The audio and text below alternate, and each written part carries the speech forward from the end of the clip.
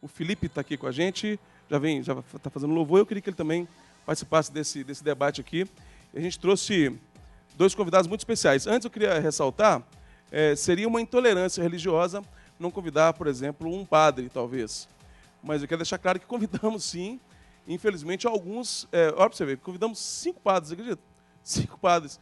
Alguns por motivos de viagem, outros por agenda mesmo apertada, e quem vinha estava marcado, parece que teve um probleminha de saúde, que Deus o abençoe, que ele fique bem, que é o padre Áureo. Ele não pôde estar aqui, mas foi convidado, né? Eles foram convidados, a gente queria tratar esse assunto, então não tem uma presença de um representante da Igreja Católica aqui, porque realmente não foi possível, mas não faltou o convite.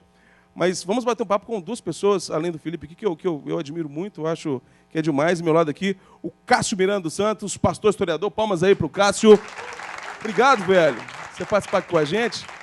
Obrigado a você pelo convite, Alex. Valeu mesmo. Agora, você falou de padre, eu ia ser padre. É mesmo? Sério. O que aconteceu que você não foi? Rapaz, com 18 anos, eu tive um encontro com Jesus, um negócio muito sobrenatural. Outra coisa, com 18 anos eu conheci uma menina, eu tive que casar, não deu para ser padre. Não, foi mais para frente. Não, mas quando eu decidi seguir a fé reformada, né, que na realidade eu confirmei meu cristianismo, né? Sim. Eu entendi que a fé reformada era o que Deus tinha para mim. Eu fui no seminário, eu fui aqui em Belo Horizonte, Coração Carístico, conversei com o pessoal lá do seminário para explicar isso, né? Eu queria seguir a Cristo dentro da fé reformada. Legal. Então, sim, sou quase padre. Entendi. Fala um pouquinho, você também é professor, fala um pouquinho do seu currículo aí. Por que você acha que te chamamos? O que você pode nos oferecer sobre esse assunto? Primeiro que a gente é amigo, né? Então, sim, não, mas não é só por isso, não. Eu tenho muitos amigos, mas é porque você, além de ser um amigo, você tem moral para falar sobre o assunto. Bom, eu sou historiador, né? Então talvez por isso que vocês me chamaram.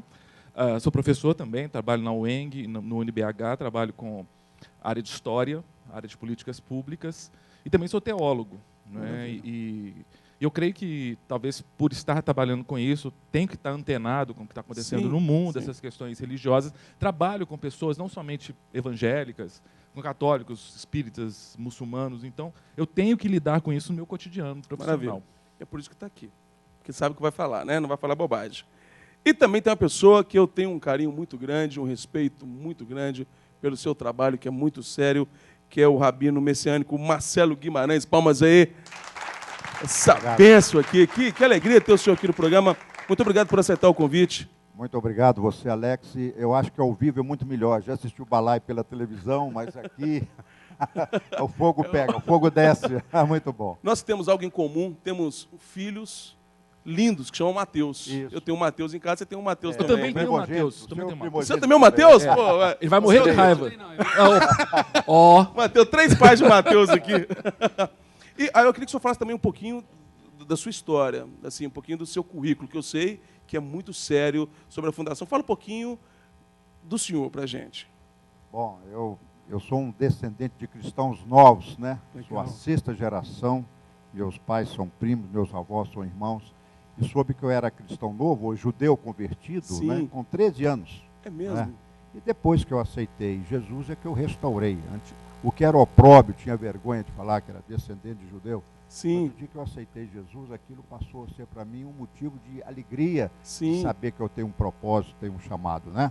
Mas eu sou engenheiro, aposentei, trabalhei muitos anos com siderurgia, não é? Eu tenho mestrado em economia, e depois sou rabino messiânico ordenado pelo Netiv, a Bible Instructions Ministry de Jerusalém, Israel. Que bacana, não é? Depois que eu me aposentei, que eu fui estudar. Legal. Estudo há 20 anos com o rabino Joseph Shulam, que é um dos nossos fundadores e pioneiros aqui no Brasil do judaísmo messiânico. Que maravilha.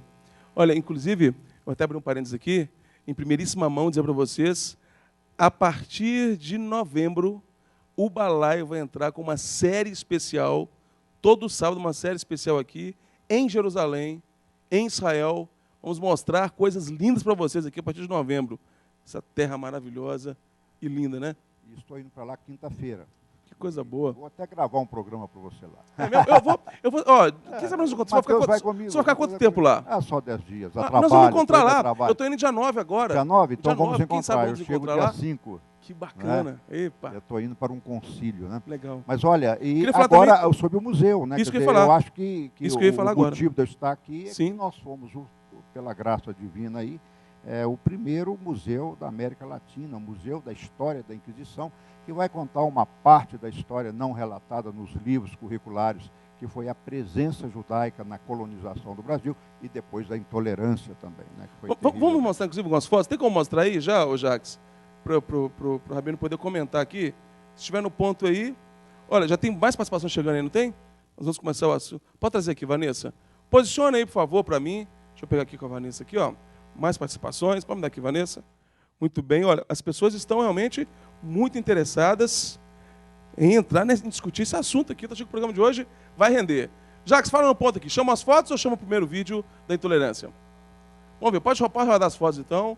Eu queria que o senhor comentasse, por favor. Essa aí é a fachada do nosso museu. Que lindo. Essa parte de preto representa um túmulo, né? Na verdade é um memorial.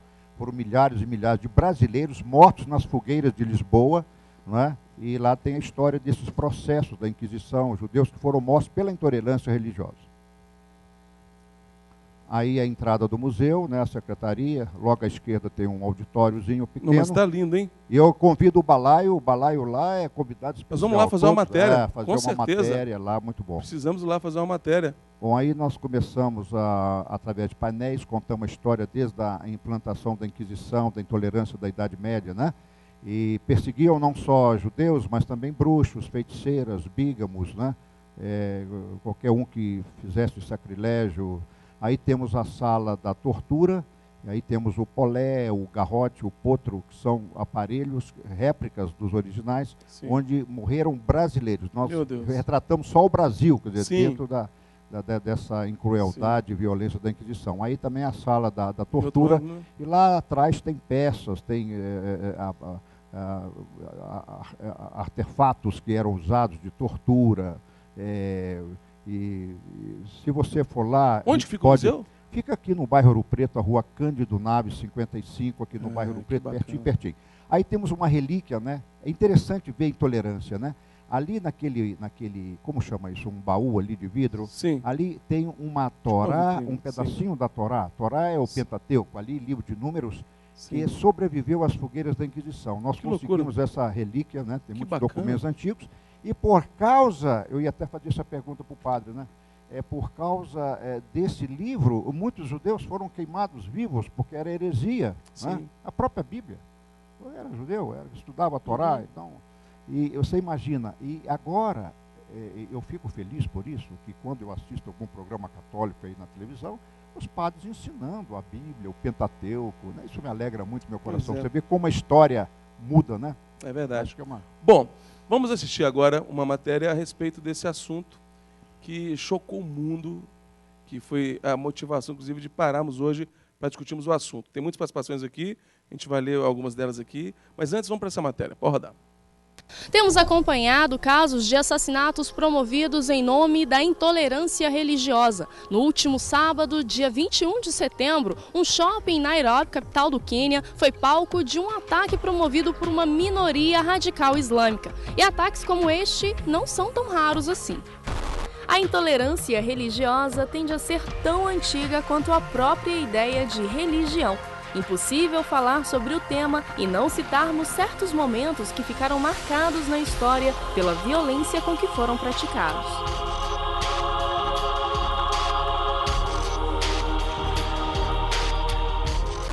Durante a Idade Média, milhares de pessoas foram mortas pela Santa Inquisição, uma espécie de tribunal religioso que perseguia e matava pessoas tidas como hereges pela Igreja, maior poder existente na época.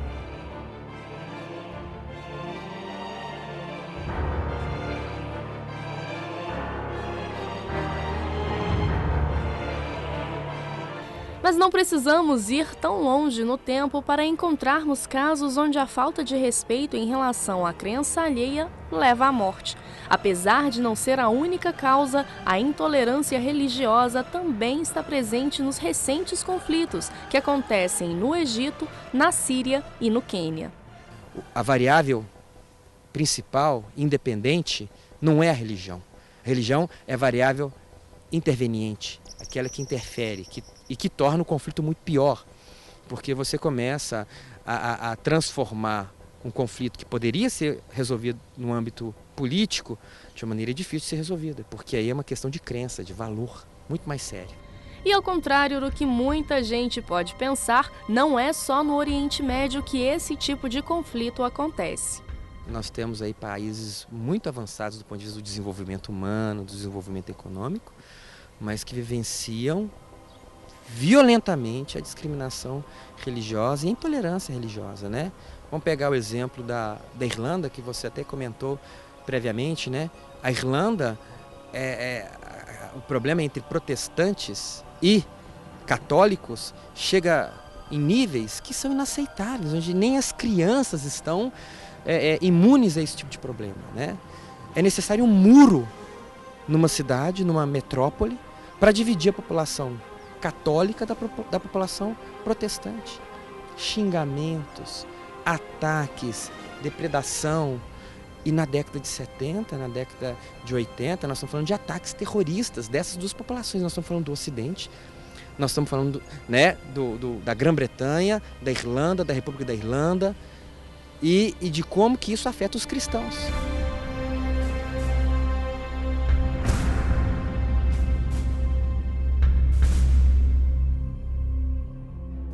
O Estado brasileiro é laico, ou seja, nenhuma prática religiosa pode ser proibida no país, e é a Constituição Federal que garante o direito à liberdade para o exercício de todas as religiões.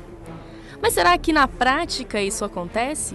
Fomos às ruas saber a opinião das pessoas sobre o assunto. Vocês acham que o Brasil é um país onde há intolerância religiosa? Acho.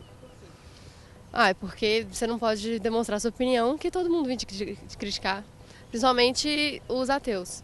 Os ateus são muito criticados ainda. É uma sociedade que é sincrética e tal, né? Assim, mas, bom, assim, tem espaços que você não pode dizer contra a religião, né? Você não pode falar porque senão você sofre, né, preconceito. Né? Em partes, né? Que a gente vê que muitas discussões, assim, que muita gente não aceita a religião do outro. Aqui, ao menos as instituições garantem minimamente que esses países vão respeitar um limite, que é o limite da lei. Mas nós vemos nas relações sociais as pessoas não aceitando a fé do outro, né? Uma minoria não aceitando o evangélico, ou o evangélico não aceitando o outro, um muçulmano com um cristão, etc. e tal, um judeu e um muçulmano, o que é algo inaceitável para a evolução da humanidade, né? No status de avanço tecnológico, de conhecimento científico e de avanço moral, esse tipo de relação ainda permanecer e é muito forte.